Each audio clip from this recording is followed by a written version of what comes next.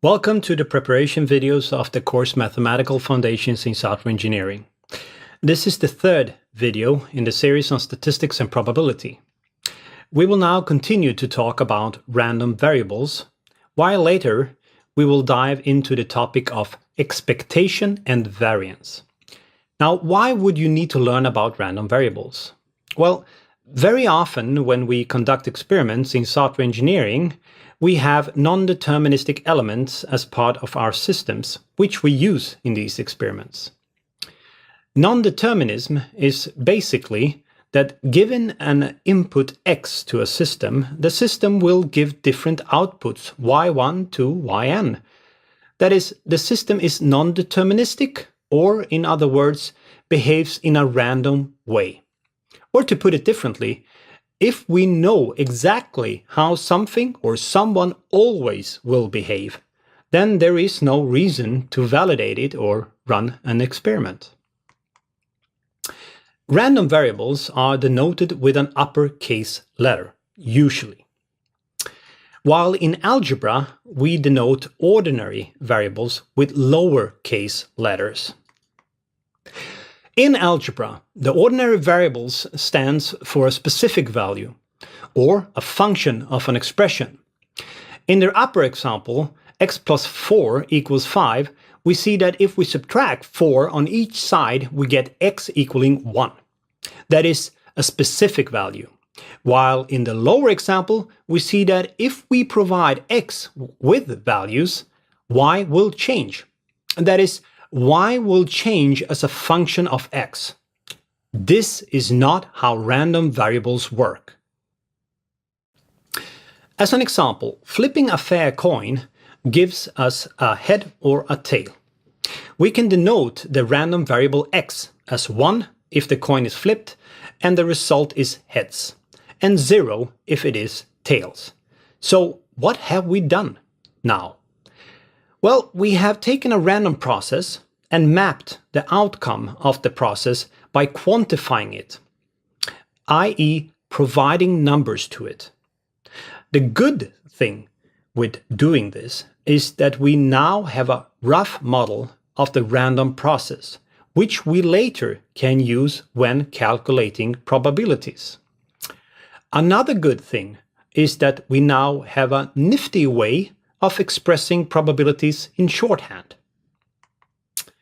For example, if we want to know if the coin really is fair, that is, has not been tampered with, then we might want to look at the probability of the random variable equaling 0, i.e. always gives tails. So random variables are closely connected to probability, since it's not easy to talk about one specific value all the time. And since we have several or many values that x might take on, it's simply smarter to discuss what the probability of a value or a set of values is. In the previous example with coin tossing, the random variables of interest could only take on a finite number of possible values. In our case, heads or tails, which were assigned values 1 and 0 respectively. Random variables whose set of possible values can be written either as a finite sequence x1, x2 to xn, or as infinite sequence x1, x2 and so on. In our example with the coin, the random variable is also said to be discrete, or in another word, distinct values. The variable can assume values 0 or 1, nothing else. Discrete variables consist of sequences and they have a probability mass function. We'll come back to that later.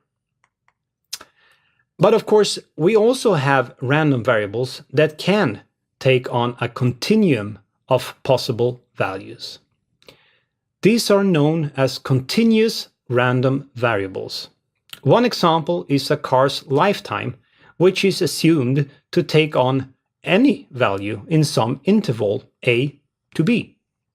Hence, discrete variables consist of sequences while continuous variables consist of intervals. And while the probability function of discrete variables is called the probability mass function. For continuous variables, it's called the probability density function. The probability mass function PA of the discrete random variable x is defined by the probability of x assuming value a.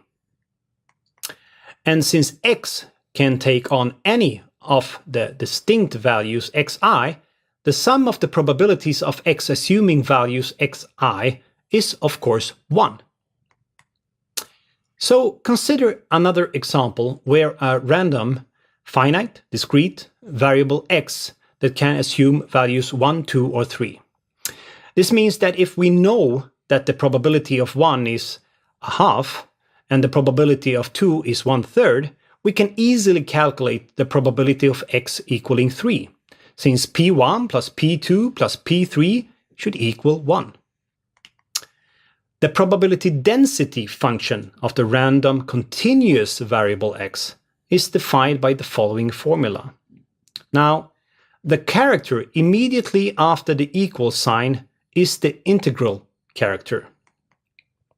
It can be seen as merely a stretched letter s, and you could think of it as the sum of, while the d in front of the x merely means a little bit of.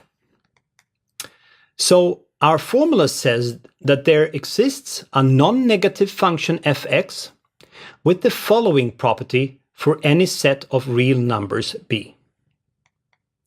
The fx in this case is called the probability density function of the random variable x.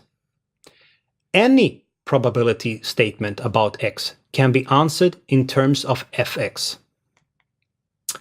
So if we are dealing with continuous variables, i.e. variables in an interval, then if we let uppercase b equal the interval a to b, we get the probability of a certain value in the range a to b.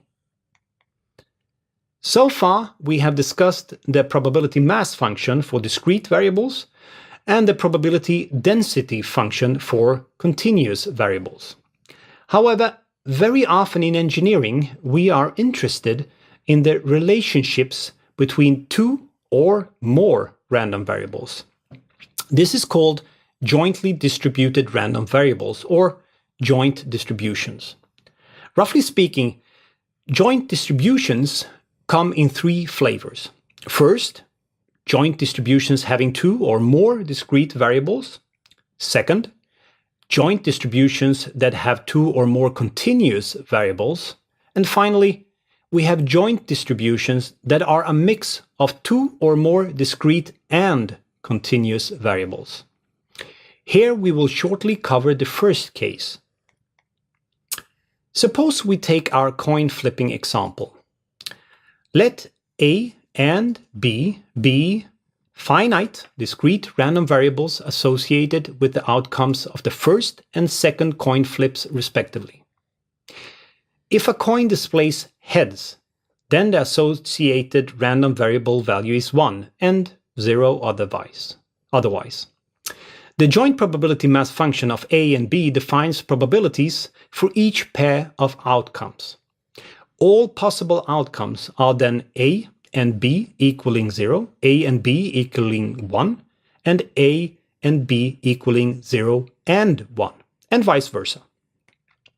Since each outcome is equally likely, the joint probability function of PAB is 1/4 when A, B can take on the values 0 or 1 in each combination.